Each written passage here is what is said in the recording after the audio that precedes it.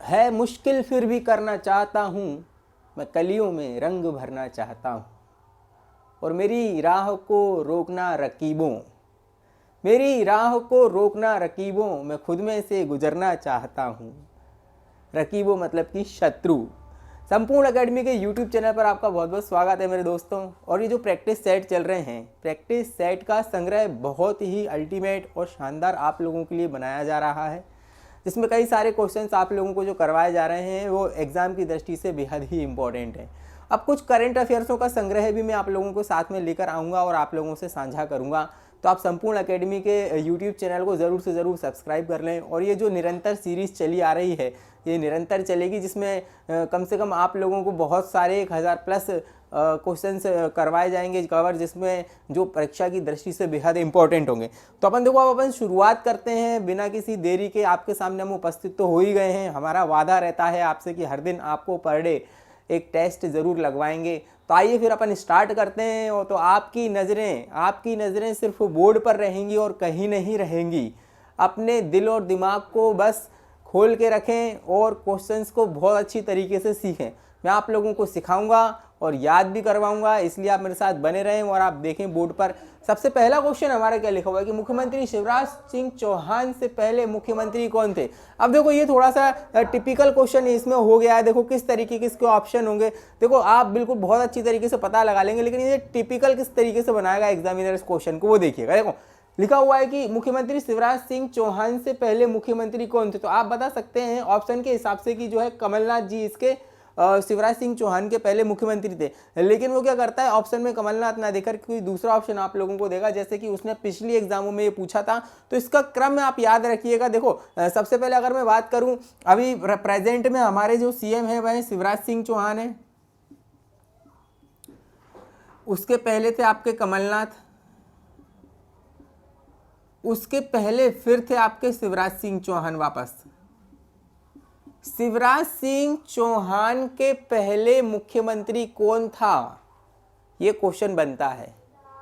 शिवराज सिंह चौहान के पहले अधिकतर बच्चे मुख्यमंत्री अगर पूछा जाते हो तो लगाते हैं उमा भारती, लेकिन उमा भारती नहीं थी। कौन थे? बाबूलाल गौर। याद रखना, बाबूलाल गौर। और ये क्वेश्चन एग्जाम में आता है आपका, ये क्वेश्चन एग्जाम में आता है। बाबूलाल गौर के पहले कौन था आपका? उमा भारती जी थी। आई बात समझ में? तो ये क्रम आप लोगों को याद रखना है, लेकिन क्वेश्चन के अकॉर्डिंग आंसर क्या रहेगा आपका? कमलनाथ। और अगर ऑप्शन में कमलनाथ नहीं देता है तो फिर वो उसका ऑप्शन आपको क्या लगाना है, वो क्वेश्चन के ऊपर डिपेंड करता है। आई बात समझ में? तो ये क्रम आप जरूर से जरूर याद रखना जो मैंने बताया था। पहले शिवराज सिंह चौहान, अभी जो करेंट में मुख्यमंत्री हैं वर्तमान में, उसके पहले जो है कमलनाथ जी बने थे, उसके पहले शिवराज सिंह जी चौहान थे। उसके बाद अगर अपन बात करें, उसके पहले बने थे आपके बाबूलाल गौर, बाबूलाल गौर के ऊपर बनी थी उमा भारती। तो ये क्रम आप लोगों को याद रखना। नंबर 2 की अगर अपन बात करें, देखो नंबर 2 संजय गांधी ताप विद्युत केंद्र, बहुत ही इंपॉर्टेंट है। संजय गांधी ताप विद्युत केंद्र कहाँ पर है, आप मुझे जरूर से जरूर जो है इसका आंसर कमेंट बॉक्स में जरूर से जरूर मुझे आंसर दें। आई बात समझ में? देखो क्या लिखा हो, संजय गांधी ताप विद्युत केंद्र कहाँ पर है भाई? तो संजय गांधी ताप विद्युत केंद्र ये उमरिया जिले के अंतर्गत आता है। संजय गांधी ताप विद्युत केंद्र उमरिया जिले के अंतर्गत आता है। आई बात समझ? जिसे जो है बीरसिंहपुर पाली के नाम से भी जाना जाता है। किसके नाम से जाना जाता है? बीरसिंहपुर पाली के नाम से भी इसे जाना जाता है। देखो मध्य प्रदेश की अगर अपन बात करें, मध्य प्रदेश में किस जिले में गन कैरेज फैक्ट्री है? तो ये क्वेश्चन बहुत ज़्यादा मात्रा में एग्जामिनर पूछता है आपसे, आपको पता होना चाहिए। और इसका आंसर आप मुझे कमेंट बॉक्स में ज़रूर से ज़रूर दें। देखो मध्य प्रदेश के किस जिले में गन कैरेज फैक्ट्री है? तो देखो अगर मैं बात करूं, मध्य प्रदेश के जबलपुर जिले में कौन सी फैक्ट्री है? गन कैरेज फैक्ट्री है। गन कैरेज फैक्ट्री कहाँ पर है? आपके जबलपुर जिले में। भाई अगर अपन मैं बात करूं आपसे नीमच के अंतर्गत, तो नीमच के अंतर्गत आपकी एल्केलाइड फैक्ट्री है। क्या है? आपकी एल्केलाइड फैक्ट्री। और एल्केलाइड फैक्ट्री बहुत अधिक मात्रा में एग्जाम में पूछी जाती है। एल्केलाइड जो फैक्ट्री है आपकी, वो कहां पर है? आपकी नीमच के अंतर्गत है। और बीना के अंतर्गत अपन बात करें, बीना के अंतर्गत देखो क्या, बीना के अंतर्गत भैया तेल रिफाइनरी है आपकी। आई बात समझ में? क्या है? ऑयल रिफाइनरी है बीना के अंतर्गत आगन शोध के अंतर्गत जो है आपकी तेल रिफाइनरी है, ये भी आप लोगों को याद रखना। और ये जो क्वेश्चन है एग्जाम में बनता है आपका, आई बात समझ में। देखो तो मैंने कहाँ पर बताया आप लोगों को, नंबर 1 पर जो क्वेश्चन का आंसर मैंने आप लोगों को बताया कि मध्य प्रदेश के किस जिले में गन कैरेज फैक्ट्री है, तो जबलपुर जिले के अंतर्गत, ये याद रखना। वही मैंने आपको एक्स्ट्रा फैक्ट बताया कि नीमच के अंतर्गत एल्केलाइड फैक्ट्री, और वही मैंने बताया भाई बीना के अंतर्गत तेल रिफाइनरी और जो है आपकी फैक्ट्री। ये सारी की सारी चीजें आप लोगों को याद रखना। आओ अब अपन बढ़ते हैं नेक्स्ट क्वेश्चन की। देखो नेक्स्ट क्वेश्चन भी हमारा बहुत इंपॉर्टेंट है और आप जो है इसका आंसर मुझे कमेंट बॉक्स में जरूर से जरूर दीजिएगा। देखो कौन सी नदी अमरकंटक पठार से नहीं निकलती है। अब आप लोगों को मैंने कल ही बताया था कि भाई जो है हमारी जो है नर्मदा नदी अमरकंटक जिले से निकलती है, और नर्मदा नदी से संबंधित कई सारे फैक्ट मैंने आप लोगों को इसके अंतर्गत कवर करवाए थे। ठीक है, आपने अगर पुराने प्रैक्टिस सेट नहीं देख रहे हो तो आप जरूर से जरूर उनको कवर करना, क्योंकि बहुत अच्छे अच्छे क्वेश्चन मैं यहाँ पर आप लोगों के लिए सिलेक्टेड क्वेश्चन लेके आ रहा हूँ, है ना। सिलेक्टेड क्वेश्चन आप लोगों के लिए लेकर आ रहा हूं। देखो क्या लिखा हुआ है कि कौन सी नदी अमरकंटक के पठार से नहीं निकलती। देखो तो अगर अपन बात करें नर्मदा नदी, तो नर्मदा नदी निकलती है आपकी अमरकंटक से निकलती है, अनूपपुर में, अनूपपुर डिस्ट्रिक्ट से अमरकंटक से निकलती है। वहीं अगर अपन बात करें सोन नदी, सोन, जोहिला और अमर जो है आपकी नर्मदा, ये तीनों की तीनों नदियां जो हैं आपकी अमरकंटक से निकलती हैं। अमरकंटक अनूपपुर डिस्ट्रिक्ट के अंतर्गत आता है, वहीं से तीनों नदियों का उद्गम स्थल हुआ है। आई बात समझ में। वहीं अगर अपन बात करें बेतवा नदी, तो बेतवा नदी आपकी अमरकंटक से नहीं निकलती है। बेतवा नदी निकलती है आपकी कुमारगांव रायसेन से। कहां से निकलती है? कुमारगांव।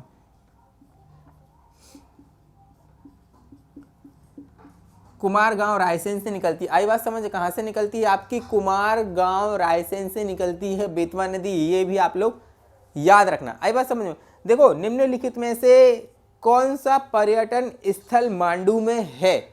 आई बात समझ में। ये क्वेश्चन आप देखना, निम्नलिखित में से कौन सा पर्यटन स्थल मांडू में है? देखो नीलकंठ मंदिर है, असरफी मंदिर है, दोनों है या कोई नहीं है। देखो अगर मैं बात करूं आपसे, आप मुझे जरूर से जरूर इसका आंसर कमेंट बॉक्स में दीजिएगा। अगर मैं आपसे डिस्कस करूं भाई, नीलकंठ मंदिर और असरफी मंदिर दोनों ही आपके पर्यटन स्थल मांडू डिस्ट्रिक्ट के अंतर्गत पड़ते हैं। आई बात समझ में, कहां पर पड़ते हैं? मांडू डिस्ट्रिक्ट के अंतर्गत पड़ते हैं। और यहाँ पर और कई सारे पर्यटन स्थल केंद्र है। मांडू जो है हमारी पर्यटन नगरी है, और यहाँ पर कई सारे आपको महल देखने को मिलेगा। जैसे कि अगर अपन बात करें, जैसे नीलकंठ मंदिर की बात की मैंने, असरफी महल की बात की मैंने, दाई महल हो गया, जहाज महल हो गया, हिंडोला महल हो गया, असरफी महल हो गया, तो ये सारे के सारे जितने महल हैं वो मांडू के अंतर्गत ही आते हैं। किसके अंतर्गत आते हैं? आपके मांडू के अंतर्गत ही आते हैं। आई बात समझ में। तो ये जो पर्यटन केंद्र है ये आप लोगों को याद रखना है। जैसे मैंने आप लोगों को बताया, यहाँ पर नीलकंठ मंदिर है, असरफी महल है, दाई महल है, जहाज महल है, हिंडोला महल है, खरबूजा महल, ये जितने के जितने आपके महल हैं ये सब के सब आपके मांडू में ही स्थित हैं। आई बात समझ में। बहुत अच्छी तरीके से आप इनको ध्यान रखना। आइए अब अपन बात करते हैं नेक्स्ट क्वेश्चन की। देखो नेक्स्ट क्वेश्चन हमारा बोर्ड पर क्या लिखा हुआ है, सबसे पहले वो ध्यान देना कि बोर्ड पर जो क्वेश्चन मैंने लिखा हुआ है क्या है कि भाई मध्य प्रदेश की संध्या अग्रवाल किस खेल से संबंधित है। अब देखो हमारी जो संध्या अग्रवाल थी ये एक बहुत ही अच्छी क्रिकेटर रही हैं और भारतीय क्रिकेट टीम का नेतृत्व भी कर चुकी हैं, इसलिए इसका आंसर क्या हो जाएगा भाई, संध्या अग्रवाल जो है किस खेल से संबंधित है। तो संध्या अग्रवाल जो है हमारी क्रिकेट से संबंधित है। आई बात समझ में, इसको याद रखना और ये क्वेश्चन एग्जाम में आता रहता है आपका। आई बात समझ में। नंबर 2 पे अगर अपन बात करें, देखो मध्य प्रदेश की किस नदी पर सिंहस्थ मेला लगता है। सिंहस्थ मेला आप मुझे कमेंट सेक्शन में ज़रूर बताना कि ये मेला कहाँ पर लगता है और किस नदी पर लगता है। देखो अगर अपन बात करें मध्य प्रदेश की किस नदी पर सिंहस्थ मेला लगाया जाता है, इस नदी का नाम है शिप्रा। शिप्रा नदी है और 195 किलोमीटर की ये है, ठीक है। और ये शिप्रा नदी के तट पर लगता है जो कि उज्जैन में है।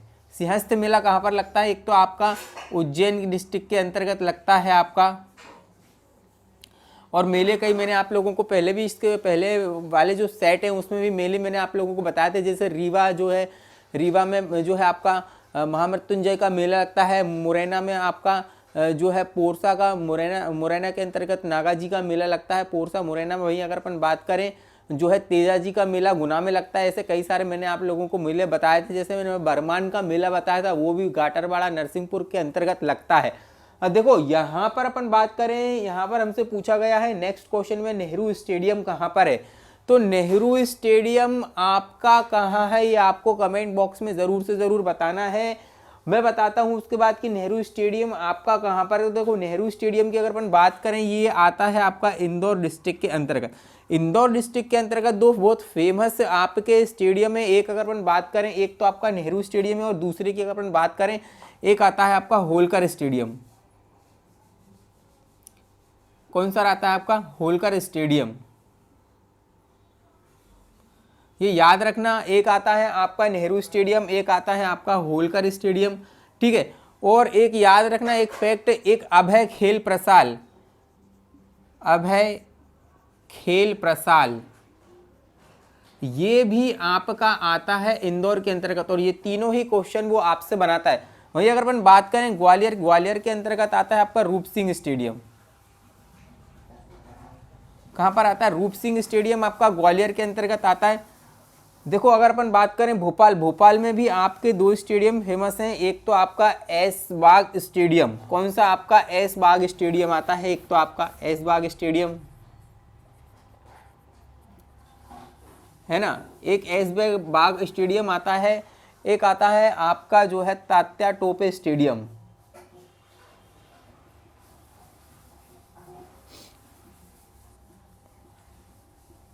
ये दोनों ही स्टेडियम आपके भोपाल डिस्ट्रिक्ट के अंतर्गत आता है। ग्वालियर के अंतर्गत आता है रूप सिंह स्टेडियम और इंदौर के अंतर्गत आता है आपका होलकर स्टेडियम, अभय खेल प्रसाल और नेहरू स्टेडियम। तीनों के तीनों ही आपके कहाँ पर आते हैं? जो है आपके कहाँ पर आते हैं? इंदौर डिस्ट्रिक्ट के अंतर्गत आते हैं। देखो नेक्स्ट क्वेश्चन की अपन बात करें, बहुत शानदार क्वेश्चन मैंने यहाँ पे लिखा हुआ है। निमाड़ का पेरिस किसे कहा जाता है? देखो निमाड़ का पेरिस किसे कहा जाता है? तो निमाड़ का पेरिस कहा जाता है बड़वानी को।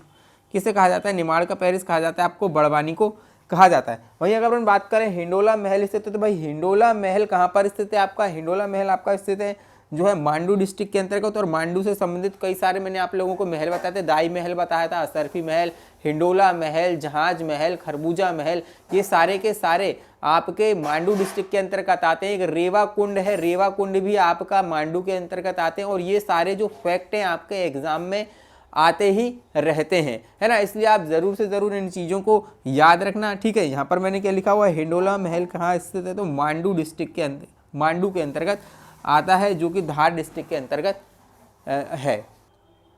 देखो नेक्स्ट क्वेश्चन की अगर अपन बात करें, देखो नेक्स्ट क्वेश्चन हमारा क्या है? देखो अपन बात करते हैं भाई रनेह जलप्रपात किस नदी पर है? देखो रनेह जलप्रपात आप मुझे कमेंट सेक्शन में आंसर जरूर से जरूर दीजिएगा इसका। देखो रनेह जलप्रपात की अगर अपन बात करें तो ये आता है आपका जो है केन नदी पर आता है। केन नदी पर स्थित है रनेह जलप्रपात। और केन नदी जो है आपके रनेह जलप्रपात जो है केन नदी पर स्थित है। और ये छतरपुर डिस्ट्रिक्ट के अंतर्गत आता है।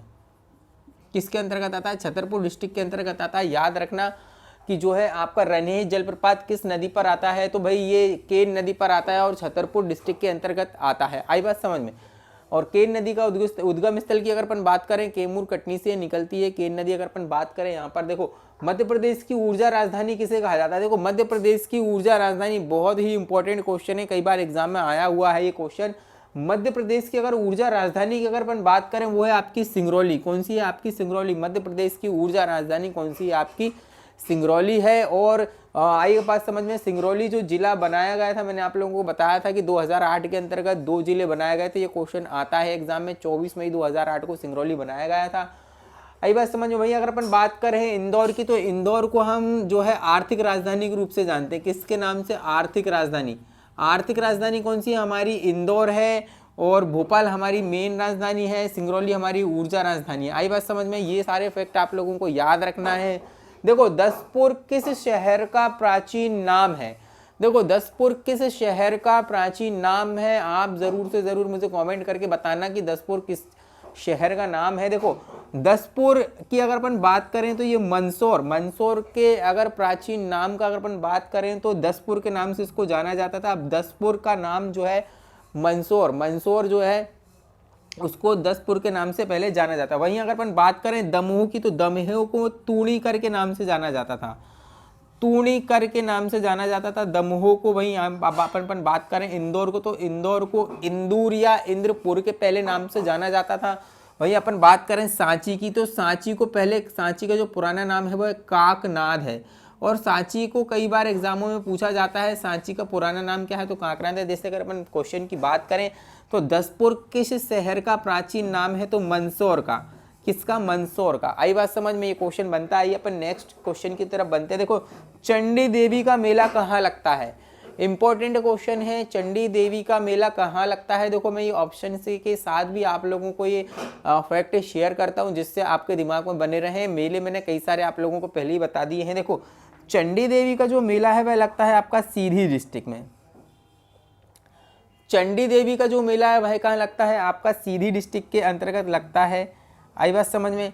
जो है आपका वहीं अगर अपन बात करें यहाँ पर चंदेरी की, तो चंदेरी में आपका जोगेश्वरी देवी का मेला लगता है। कौन सा मेला लगता है? आपका जोगेश्वरी देवी का मेला लगता है। चंदेरी की अगर अपन बात करें तो जोगेश्वरी देवी का मेला है ना, ये याद रखना। जोगेश्वरी देवी का मेला लगता है जो है आपका चंदेरी के अंतर्गत लगता है। आई बात समझ में? और चांडी देवी का मेला लगता है आपका सीधी डिस्ट्रिक्ट के अंतर्गत। ठीक है। वहीं नागा जी का मेला लगता है पोरसा मुरैना के अंतर्गत। बरमान का मेला लगता है गाटरवाड़ा के अंतर्गत, है ना। तो ये सारे मेले मैंने आप लोगों को बताइए। देखो, क्वेश्चन ये आपका नेक्स्ट बहुत इंपॉर्टेंट है और बहुत बढ़िया क्वेश्चन है। ये आप जरूर से जरूर इसे याद रखना, ये एग्जामों में आने वाला है आपकी। पेशवा बाजीराव द्वितीय का जन्म कहाँ हुआ है? तो पेशवा बाजीराव द्वितीय का जन्म हुआ था धार के किले में। कहाँ पर हुआ था? धार के किले में। ये क्वेश्चन भी आप याद रखना। धार के किले में पेशवा बाजीराव द्वितीय का जो है क्या हुआ था? जन्म हुआ था।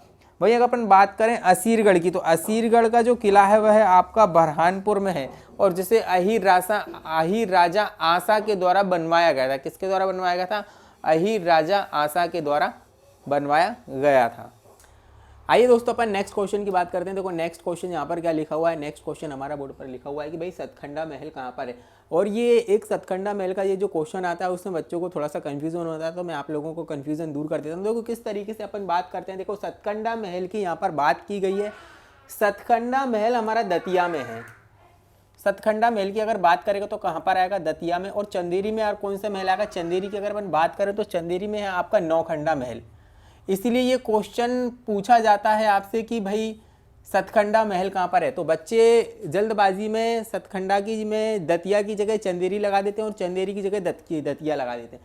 तो आप याद रखना, इसमें चंदेरी है, अगर चंदेरी ऑप्शन दिया है तो उसका नौखंडा ही आएगा। आई बात समझे? जैसे सतखंडा महल की अगर बात कर रहे हैं तो इसका आंसर क्या आएगा? आपका दतिया आएगा। क्या आएगा? आपका दतिया आएगा। वहीं अगर अपन बात करें नौखंडा महल चंदेरी में आएगा। नौखंडा महल कहाँ पर आएगा? चंदेरी में आएगा। आई बात समझ में? तो नौखंडा महल कहाँ पर आएगा? चंदेरी में। और सतखंडा महल कहाँ पर आएगा? दतिया में। अब एक और दो क्वेश्चन मैं आप लोगों को बता रहा हूँ। देखो, अगर वो आपसे पूछेगा खूनी भंडारा, तो खूनी भंडारा आएगा आपका बुरहानपुर में। कहाँ पर आएगा? बुरहानपुर में। आई बात समझ में? भंडारा से बुरहानपुर याद रखना है आपको। और खूनी दरवाजा अगर वो पूछता है आपसे तो वो आएगा आपका चंदेरी में। ये फैक्ट याद रखना। ये ऐसे फैक्ट हैं जो एग्जाम में आते ही रहते हैं। देखो, भासे भंडारा याद रखना और भासे बुरहानपुर याद रखना, ये दोनों एक दूसरे से रिलेट कर रहे हैं, तो आप इससे याद रखना। और खूनी दरवाजे की अगर बात करेगा तो वो चंदेरी में आएगा। सतखंडा महल दतिया में है और नौखंडा में चंदेरी महल है। देखो, आगे का क्वेश्चन अपन देखते हैं। आगे का क्वेश्चन क्या है? देखो क्या लिखा हुआ है कि एमपी का कौन सा जिला अफीम एल्कोलाइड बनाने के लिए प्रसिद्ध है। सीधा सीधा क्वेश्चन को घुमा के पूछा गया, जबकि वो पूछना ये कह रहा है कि भाई एल्कोलाइड फैक्ट्री कहाँ पर है, तो वो कहाँ पर है? आपका नीमच में। वहीं अगर अपन बात करें, देखो एमपी का कौन सा जिला अफीम एल्कोलाइड बनाने के लिए प्रसिद्ध है, तो वो है आपका नीमच। आई बात समझ में? कहाँ पर है? आपका नीमच में। और मंदसौर के अंतर्गत सबसे ज़्यादा अफीम उगाई जाती है। आई बात समझ में? मध्य प्रदेश की सबसे ऊंची चोटी, भाई मध्य प्रदेश की सबसे ऊंची चोटी, ये आप मुझे कमेंट करके ज़रूर बताना। ये बहुत ही इंपॉर्टेंट क्वेश्चन है। देखो, अगर मैं बात करूँ मध्य प्रदेश की सबसे ऊंची चोटी, तो वो है आपकी धूपगढ़। कौन सी है? धूपगढ़। मध्य प्रदेश की सबसे ऊंची चोटी की बात करेगा तो कौन सी है? आपकी धूपगढ़, जिसकी अपन ऊंचाई की बात करें तो 1350 मीटर। क्या है? 1350 मीटर की इसकी ऊंचाई है। वहीं अगर अपन देखो वहां पर अगर अपन बात करते हैं, अगर अपन दूसरे ऑप्शनों की बात करें तो इन पर भी अगर अपन गौर करें तो ये आपको देखने को मिलेगा। देखो, सिद्ध बाबा जो है ना, सिद्ध बाबा की चोटी आपको देखने को मिलेगी आपको बुंदेलखंड में। बुंदेलखंड में आपको देखने को मिलेगी। देखो, इसका मैं एक डायग्राम बना देता हूँ आपको। तो आप डायग्राम से बहुत सटीक तरीके से याद रखना है इसको। ये जो है ना इनको, इसमें वो एक दूसरे कंफ्यूज नहीं हो जाएंगे करने वाले। देखो अब अपन आगे की तरफ बढ़ते हैं। देखो मैं आपको एक डायग्राम बना के क्रिएट करके बताता हूँ। देखो ये मध्य प्रदेश का हमारा मैप है, आई बात समझ में। ये हमारा मध्य प्रदेश का पूरा मैप है, मैं आप लोगों को बना के बताता हूँ कहाँ कौन सी चोटी आएगी आपकी। देखो मध्य प्रदेश के अंतर्गत आप लोगों को ये पता होना चाहिए कि पठार कहाँ कहाँ कौन से लोकेटेड है। तो आप क्या है कि उसको डायग्राम से बहुत अच्छी तरीके से याद कर सकते हो। ये होता है हमारा मालवा का पठार, ये कौन सा है आपका मालवा का पठार, और ये यहाँ से लगाकर आपके बहती है नर्मदा सोन घाटी। आई बात समझ में, ये बहती है आपकी नर्मदा सोन घाटी, है ना, ये इस तरीके से बहती है। ये जो आपका ये वाला जो पार्ट है, ये वाला जो पार्ट है आपका यहाँ से लगाकर ये वाला, ये आता है आपका बुंदेलखंड। आई बात समझ में, ये कौन सा पठार आता है आपका, ये बुंदेलखंड का पठार आता है। और ये आपका आता है रीवा पन्ना का पठार, और जो है आपका बघेलखंड, ये आता है आपका बघेलखंड का पठार। ये आपका आता है बघेलखंड का पठार, ये आपका रीवा पन्ना का पठार पड़ता है यहाँ पर, है ना, आई बात समझ में। और ये आपका पड़ता है मध्य भारत का पठार, ये मध्य भारत का पठार पड़ता है, ये यहाँ पर, है ना। तो ये मध्य भारत का पठार है, ये आपका बुंदेलखंड का पठार पड़ता है, ये पूरा इस तरीके का, आई बात समझ में। ये आपका पड़ता है बघेलखंड का पठार, ये आपका मालवा का पठार पड़ता है, ये आपकी नर्मदा सोन घाटी है। जबकि अगर अपन बात करें, अपन से पूछ रहा है बुंदेलखंड की सबसे ऊंची चोटी। देखो बुंदेलखंड की जो सबसे ऊंची चोटी है वो है आपकी, यहाँ पे अगर मैं बात करूँ, वो आती है आपकी सिद्ध बाबा,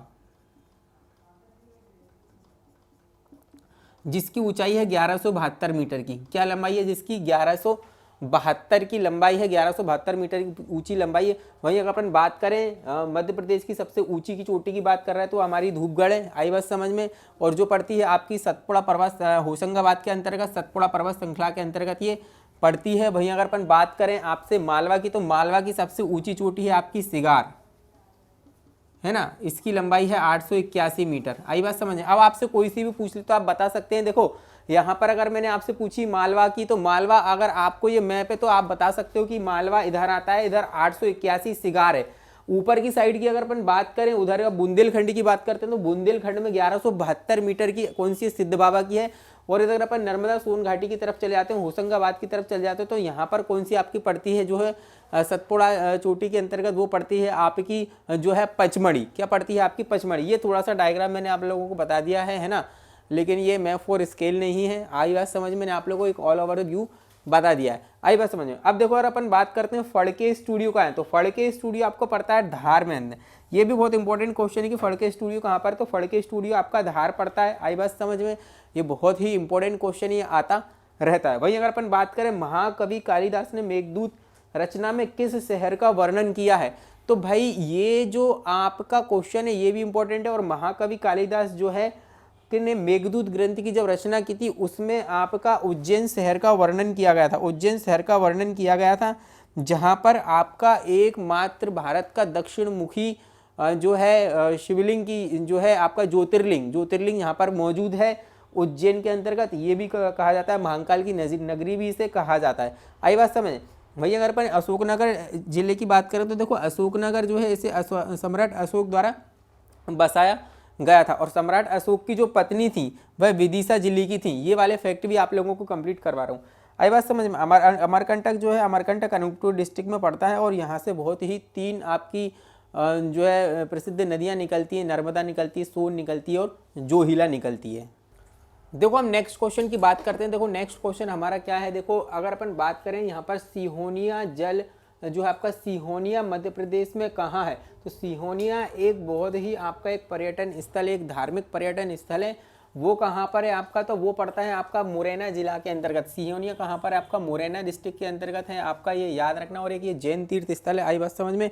सिहोनिया आपका क्या है, एक जैन तीर्थ स्थल है जो कि मुरैना डिस्ट्रिक्ट के अंतर्गत पड़ता है। वहीं अगर अपन बात करें खजुराहो मंदिर का निर्माण करवाया गया था, तो इनमें से खजुराहो मंदिर का निर्माण किसके द्वारा करवाया गया था, ये बहुत इंपॉर्टेंट क्वेश्चन है, आई बात समझ में। देखो खजुराहो के मंदिर का जो निर्माण करवाया गया था वो आपका चंदेल वंश के द्वारा करवाया गया था। किसके द्वारा करवाया गया था, चंदेल वंश के द्वारा इसका निर्माण करवाया गया था, आई बात समझ में। ये अपन बात करें जय विलास पैलेस कहाँ है, ये भी बहुत इंपॉर्टेंट क्वेश्चन है आपका। वो पूछता है कि जय विलास पैलेस कहाँ है, तो जय विलास पैलेस जो है आपका जयविलास पैलेस की अगर अपन बात करें तो वो आता है आपका ग्वालियर जिले के अंतर्गत आता है। यहाँ पर ऑप्शन गलत लिखे हुए हैं, यहाँ पर देखना है आपकी ग्वालियर के अंतर्गत आता है। जयविलास पैलेस की अगर अपन बात करें तो ग्वालियर डिस्ट्रिक्ट के अंतर्गत आता है। और ये याद रखना, आई बस समझ में। और ये बहुत इंपॉर्टेंट, मैं आप लोगों को जो टेस्ट सीरीज करवा रहा हूँ, जो प्रैक्टिस सेट लगवा रहा हूँ, उसमें से कम कई सारे क्वेश्चन आपको एग्जाम में एज इट इज़ देखने को मिलेंगे। अगर आप इन क्वेश्चनों का संग्रह को आप रेगुलर देख रहे हैं तो मैं यकीन मानिए कई सारे क्वेश्चंस, कई सारे फैक्ट जो आप लोगों को याद हो जाएंगे और कई सारी चीज़ें आपको इनसे रिलेटेड एग्जाम में देखने को भी मिलेंगी। अभी हम एमपी के करंट की सीरीज भी जो है आपके साथ में शेयर करेंगे, उनके ऊपर भी वीडियो बनाए जा रहे हैं, तो आप ज़रूर से ज़रूर रेगुलर इन वीडियोस को देखें। इससे आपको एग्ज़ाम में बहुत ही हेल्प होगी। इसलिए संपूर्ण एकेडमी के यूट्यूब चैनल से आप ज़रूर से ज़रूर जुड़ें। वीडियो को लाइक करें, शेयर करें, कमेंट करें और चैनल को सब्सक्राइब भी करें। फिर मिलते हैं अपन नेक्स्ट प्रैक्टिस सेट में, ठीक है। तब तक के लिए जय हिंद और धन्यवाद।